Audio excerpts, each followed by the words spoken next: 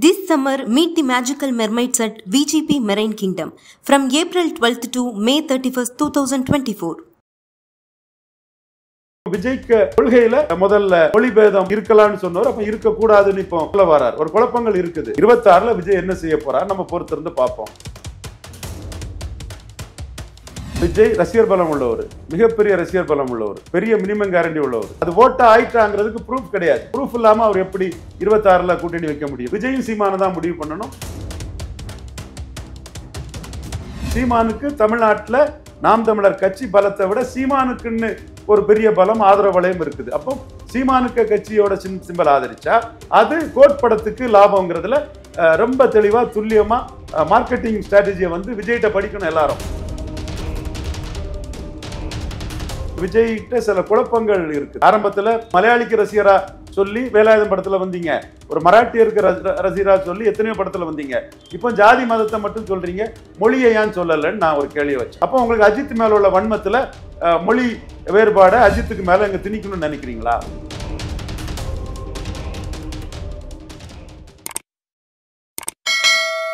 எல்லாருமே இங்க என்ன பேசுறாங்க அப்படின்னா 2026 எலெக்ஷன்ல திரு விஜய் அவர்களும் திரு சீமான் அவர்களும் கூட்டணி வச்சுப்பாங்களா அப்படின்ற மாதிரி தான் நிறைய பேர் பேசிட்டு இருக்காங்க. விஜய் 2026ல வரதா சொல்லியிருக்கிறாரு. பட் விஜய்கிட்ட சில குழப்பங்கள் இருக்கு. ஆரம்பத்துல ஜாதி மதத்துக்கு அப்பாற்பட்டன்னு சொன்னார். அதற்கு பிறகு நானே கேட்டேன். ஏன்னா நான் அதை பெருசா கேட்டிருக்க மாட்டேன். கொஞ்சம் வன்மமான செய்தி தொடர்பாளரை வச்சு அவர் வேண்டாத்த வேலைகளை பண்றாரு. அது தவறு. விஜய்க்கு தெரிஞ்சு நடக்குதா தெரியலையா நடக்கலான்னு எனக்கு தெரியல. சில வன்மமான செய்தி தொடர்பாளர் வச்சு கீழ்த்தரமான சில விஷயங்களை அவர் நடத்தும் போது வந்து நாம அந்த நியாயமான கேள்வியை தான் கேட்டோம்.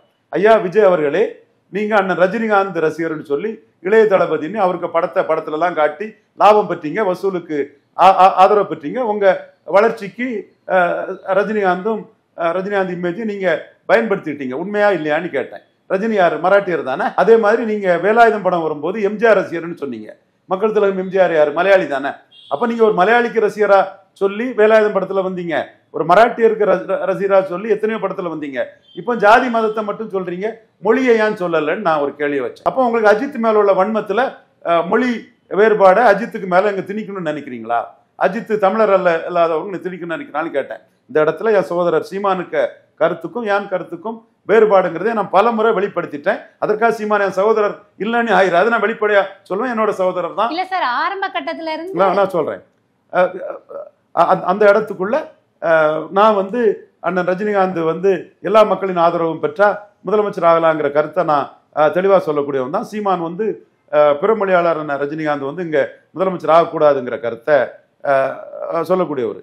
அப்போ விஜய் வந்து முதல்ல ஏன் மொழி வேறுபாடு கூடாதுங்கிறத ஏன் சொல்லலைங்கிறதான் கேள்வி. நான் சொன்னதும் ஏத்துக்கிட்டாரு.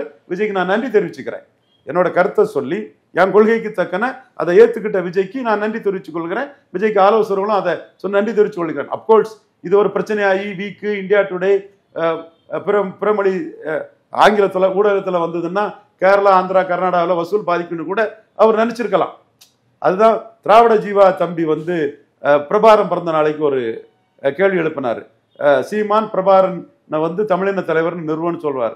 பிரபாரம் பிறந்த நாளுக்கு உங்களுக்கு துணிச்சல் இருந்தா ஆளப்போறான் தமிழன்னு சொல்லக்கூடிய விஜய் வந்து பிரபாரம் பிறந்த நாளுக்கு ஒரு ட்வீட் போட முடியுமான்னு கேட்டாப்புல.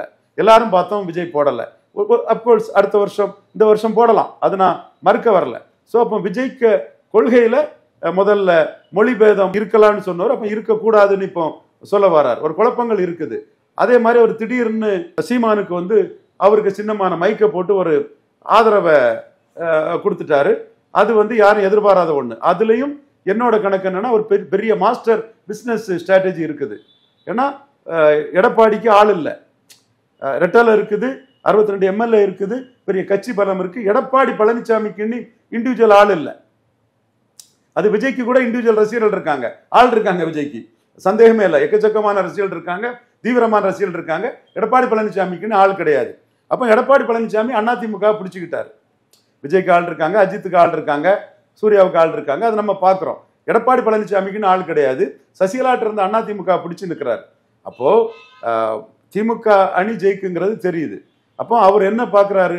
சீமானுக்கு மைக் சின்னத்துக்கு மறைமுக ஆதரவு கொடுத்தா உலக தமிழர்கள் மத்தியில் பிரபாரம் பிறந்தநாளுக்கு வாழ்த்து தெரிவிக்காத விஜய்க்கு சீமானுக்கு மைக் சின்னத்துக்கு மறைமுக ஆதரவு கொடுத்தும் போது வேர்ல்டு லெவலில் உள்ள தமிழர்கள் வந்து அவரோட the greatest of all time GOAT அந்த படத்துக்கு வந்து ஒரு ஆதரவு கடத்தை கனடா, அமெரிக்கா எல்லா இடத்துலையும் ஈழத்தமிழர்கள் வந்து அந்த ஆதரவு கடத்தை நீட்டிடுவாங்க. சோழியம் குடுமி சும்மா ஆடாது, சோழியம் குடுமி சும்மா ஆடாது. அதுக்கு அடுத்தபடியா பிற மாநிலங்கள் இருக்கக்கூடிய தமிழர்கள் அவங்க சீமானுக்கு ஓட்டு போடுறதுக்கு ஆயிரக்கணக்கான ரூபாய் செலவழிச்சு வராங்க. வெளிநாடுகளில் இருக்கக்கூடியவங்க லட்சக்கணக்கான ரூபாய் செலவழிச்சு உள்ள வராங்க. நம்ம சொல்றாங்க ஒரு ஓட்டு போடுறதுக்கு சீமான் அண்ணனுக்காக வரோன்னு சொன்னா, சீமானுக்கு தமிழ்நாட்டில் நாம் தமிழர் கட்சி பலத்தை விட சீமானுக்குன்னு ஒரு பெரிய பலம் ஆதரவு வளையம் இருக்குது. அப்போ சீமானுக்கு கட்சியோட சிம்பல் ஆதரிச்சா அது கோட் படத்துக்கு லாபம்ங்கிறதுல ரொம்ப தெளிவா துல்லியமா மார்க்கெட்டிங் ஸ்ட்ராட்டஜியை வந்து விஜய்கிட்ட படிக்கணும் எல்லாரும். விஜய் மார்க்கெட்டிங்ல கில்லாடி ரொம்ப நுணுக்கமான மார்க்கெட்டிங்கை பண்ணக்கூடியதுல அவரு அட்டகாசமான ஒரு ஆளு. அவர்கிட்ட இருந்து எல்லாரும் பாடம் படிக்கணும். அந்த அளவுக்கு விஜய் வந்து இன்னைக்கு ஆதரவு கொடுத்திருக்கிறாரு. 26ல விஜய் என்ன செய்ய போறாரு நம்ம பொறுத்திருந்து பார்ப்போம். விஜய் ரசிகர் பலம் உள்ளவர், மிகப்பெரிய ரசிகர் பலம் உள்ளவர், பெரிய மினிமம் கேரண்டி உள்ளவர். மினிமம் கேரண்டியில அஜித் எல்லாம் அவருக்கு இணையே கிடையாது.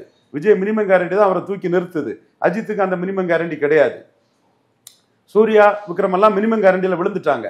நாளைக்கு பெரிய வெற்றி கொடுத்து எழுப்பி வரலாம் சூர்யா, விக்ரம் போன்ற திறமையான கலைஞர்கள். பட் மினிமம் கேரண்டியில விஜய்க்கு இணையாட்டு இல்லை அவங்க. அப்போ மினிமம் கேரண்டியில விஜய்க்கு மேல இருக்க காரணம்னா மிகப்பெரிய ரசிகர் பலம். அது ஓட்டா ஆயிட்டாங்கிறதுக்கு ப்ரூஃப் கிடையாது.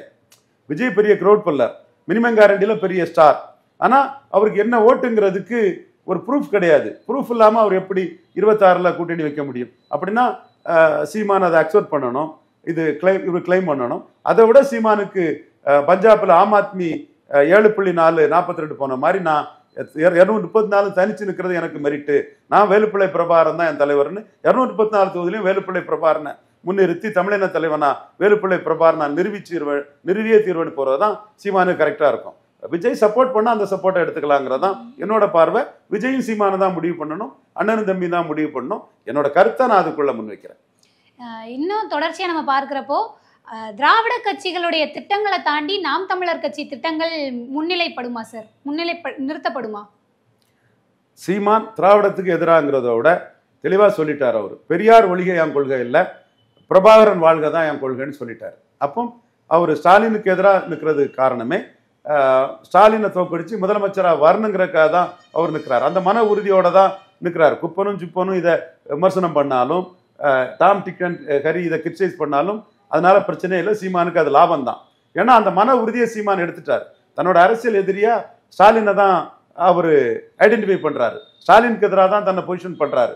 அது தன்னால ஜம்ப் பண்ணி வர முடியும்னு அவர் சொல்றாரு. அதுக்காக தான் சீன மூங்கில் கதைகளையும் அவர் பேசுறாரு. அவருக்கு அதுல நம்பிக்கை இருக்குது.